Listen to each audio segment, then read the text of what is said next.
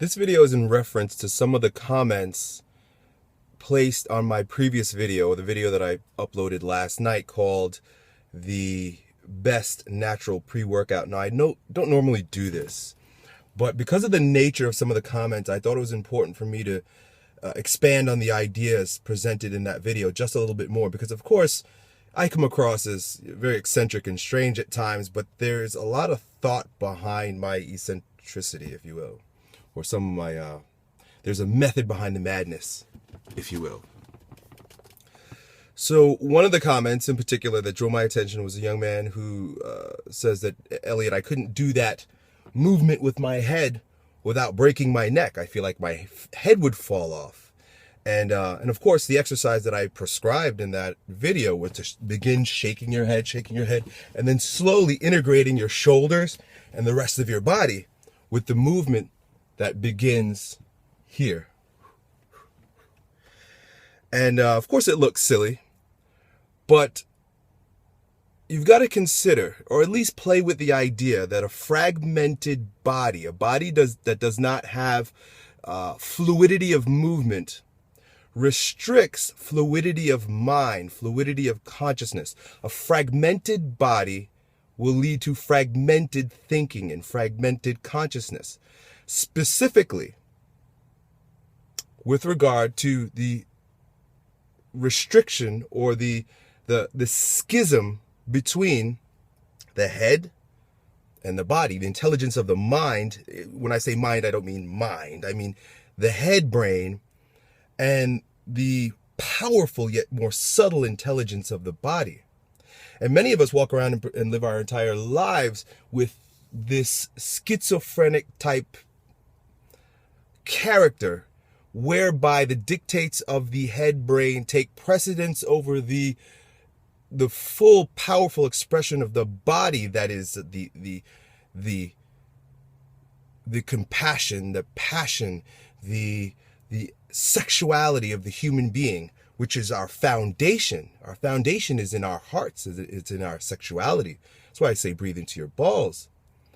If the head brain has taken such precedence that the muscular system, listen closely to this, the head brain has taken such a powerful position amongst the triune man. When I say triune, I mean there's three parts to us: head, heart, and balls, right? Father, Son, Holy Ghost. That trinity of humanity, if one part of it has become so powerful in relation to the others that it has literally cut off the other two parts, you've got not only fragmented body, because we literally do that with muscular restriction around the neck, right? This is where the figurative and the literal, there's a blurring between the figurative and the literal. You become castrated from your body. And how many people say, Elliot, I don't know what my heart wants. Elliot, I don't trust myself. I don't trust my balls. No one trusts their sexuality, because there's no connection between the powers of the head brain, the tenderness of the heart, and the animality of our sexuality, the intuition of our sexuality, the instinct of our sexuality. Imagine how powerful man will be when he can bring his head consciousness, heart consciousness, and animal consciousness together.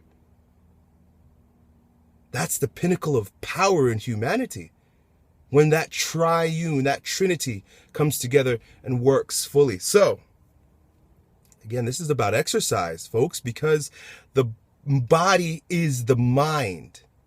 The body is the physical representation of the psychological character. It's so evident, it's so obvious, and this is just one example how the word, the poem, becomes the flesh. The idea, the abstract, becomes the flesh. You have literally cut yourself off from your body when you have muscular restriction around your neck that doesn't allow you to move fluidly, doesn't allow you to integrate. Consider the movement. The movement is an integration between the head, the heart, and the hips. You know, if you can't get your head, heart, and hips to move in a very integrated fashion like you're dancing, you're at a loss. You're at a great loss for so much pleasure, joy, creativity, grounded power that's available to the human being. Exercise, folks, is medicine for the mind. Treat your body well by softening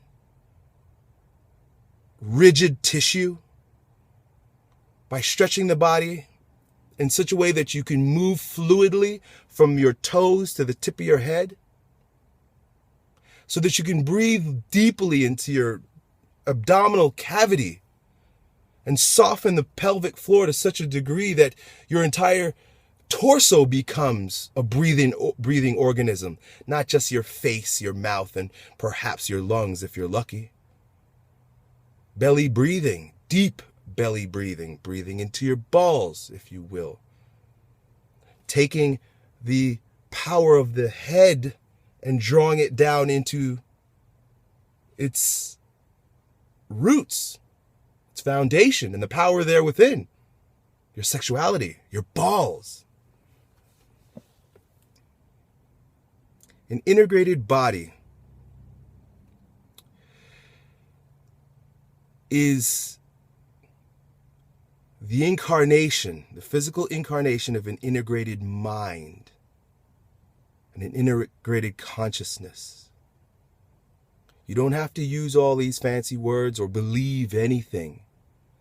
But when you begin to treat your body as a unit, other parts of you will fall into line.